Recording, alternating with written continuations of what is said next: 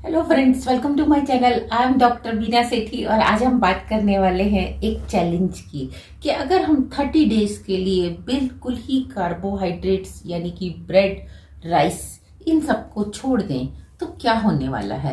क्या हमारे साथ प्लस होने वाला है या हमारे साथ कोई नेगेटिव इफेक्ट होने वाला है।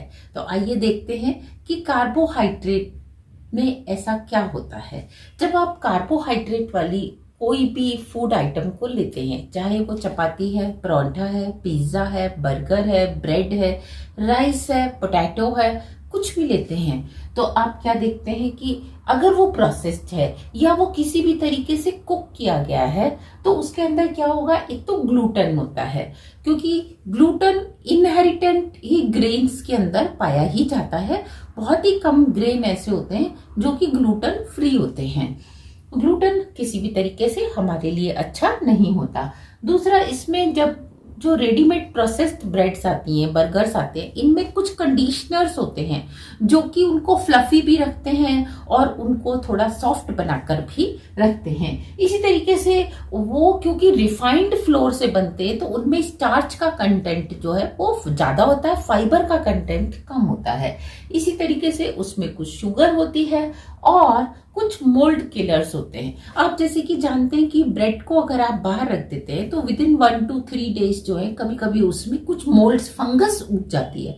उस फंगस को रोकने के लिए उसमें कुछ मोल्ड किलर्स मिलाए जाते हैं जो कि आपकी सेहत के लिए अच्छे नहीं होते। इसी तरीके से उसमें कुछ फाइटेट्स होते हैं जो कि जिंक, कैल्शियम एंड आयरन के एब्जॉर्प्शन को रोकते हैं। अगर आप सप्लीमेंट भी ले रहे हैं तो वो उसके एब्जॉर्प्शन को रोकते हैं, तो आपकी body calcium, iron and zinc deficient हो सकती है।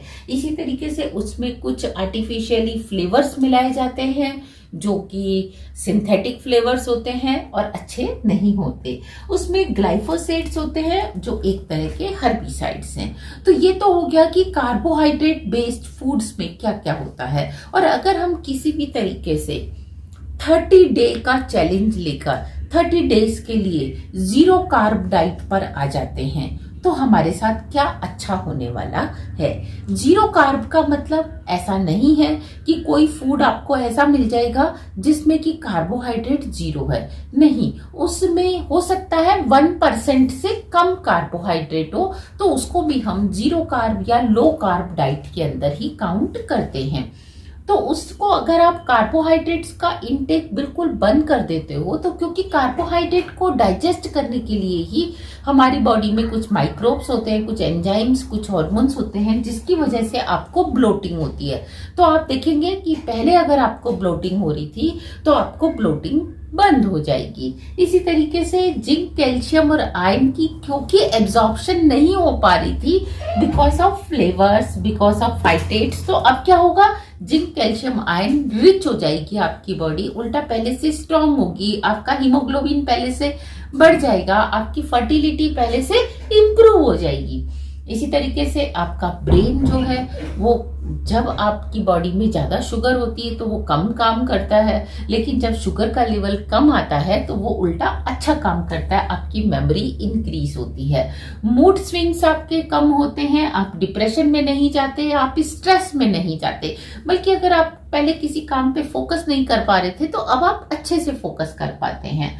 और आपको इन्फ्लेमेशन, अगर पहले से कोई इन्फेक्शन है बॉडी में, कोई इन्फ्लेमेशन है, कोई आर्थराइटिस है, कोई आपको आइस की प्रॉब्लम है, कहीं पे भी आपको बॉडी में कोई पेन है, तो वो आप देखेंगे इन्फ्लेमेशन उल्टा कम होती है। क्योंकि आप ऐसे मान के चलो कि जो माइक्रोब्स हैं उनको भी तो खाने के लिए कार्बोहाइड्रेट चाहिए, तो जब आपकी बॉडी में लो कार्ब होगा तो वो माइक्रोब्स को भी लो कार्ब मिलेगा तो दे विल नॉट ग्रो और आपका जो इन्फ्लेमेशन है it will come down. Weight loss तो बहुत ही रैपिडली होता है क्योंकि कार्बोहाइड्रेट के कारण ही आपकी जो बॉडी है वो वेट पुट ऑन करती है, तो वेट लॉस बहुत रैपिडली होता है।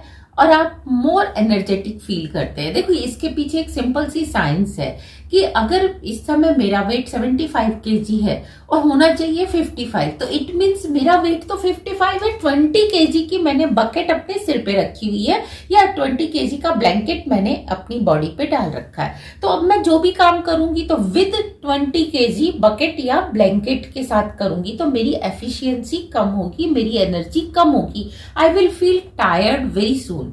लेकिन अगर मेरा वही 20 केजी वेट या मेरे सिर पे से कोई 20 केजी की बकेट हटा दे तो आई विल फील एनर्जेटिक, मैं बहुत जल्दी से काम करूंगी। तो यही एक कारण होता है कि आप ज्यादा एनर्जेटिक फील करते हैं।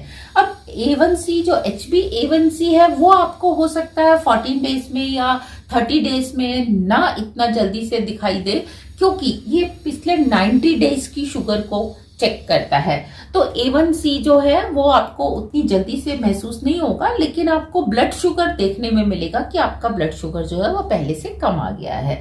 इस तरीके से LDL जो कोलेस्ट्रॉल है वो आपकी बॉडी में कम होने लगता है। और आप सब जानते हैं कि LDL का डिग्रेडेशन या LDL आपकी बॉडी में ज्यादा है तो आपको हार्ट का बहुत ही अटैक होने का चांस रहता है। तो ये कार्बोहाइड्रेट कम लेने से LDL भी ऑटोमेटिकली कम हो जाते हैं।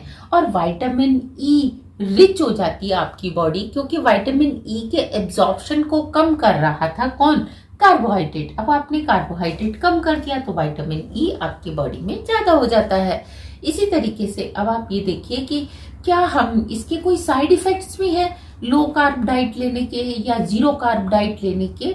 अगर आप इसके बाद सीधा प्रोटीन वाली डाइट पे चले जाते हो या synthetic protein, processed protein, artificial protein लेने लगते हो, कीटो डाइट पे अगर आप आ जाते हो, तो कीटोन्स के लिए आपका जो ब्रेन है वो क्या करता है? ट्रांसफर अलाउ करता है।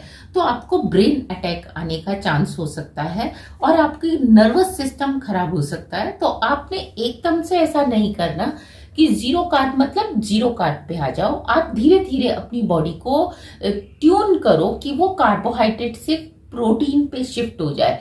तो अब आप इसके लिए क्या कर सकते हैं? पहले आप एक टाइम का मील जो है वो प्रोटीन का मील कर सकते हैं, वो भी नेचुरल, जैसे कि दालें हैं, जैसे कि एग का वाइट पोर्शन है या मीट है, सी फूड है, आप उसके ऊपर ग्रीन वेजिटेबल है, सैलेड है, इसके ऊपर शिफ्ट होइए। और फ्रूट्स भी आप वो फ्रूट्स ले लीजिए जो कि ज्यादा स्वीट नहीं है। आप मैंगो मत लीजिए, लेकिन आप पपाया ले सकते हैं, आप अमरूद ले सकते हैं, आप कुकुम्बर ले सकते हैं, आप टमाटो ले सकते हैं, आप इस तरीके के फ्रूट्स लीजिए।